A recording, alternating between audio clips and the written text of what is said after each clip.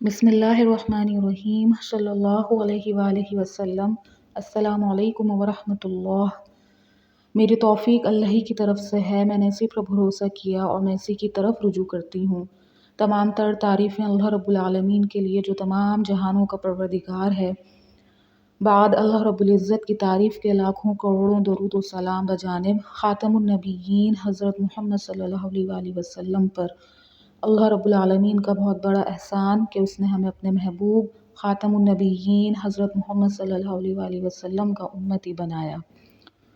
جمعے کے دن 100 مرتبہ درود شریف کی فضیلت۔ حضرت علی رضی اللہ تعالیٰ عنہ سے حضور صلی اللہ علیہ وآلہ وسلم کا یہ ارشاد نقل کیا گیا ہے کہ جو شخص جمعے کے دن 100 مرتبہ پڑھے، اس کے ساتھ قیامت کے دن ایک ایسی روشنی آئے گی کہ اگر اس روشنی کو ساری مخلوق پر تقسیم کیا جائے تو سب کو کافی ہو جائے۔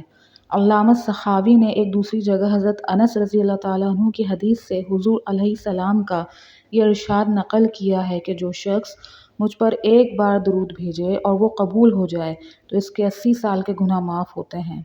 شیخ ابو سلیمان دارانی سے نقل کیا ہے کہ ساری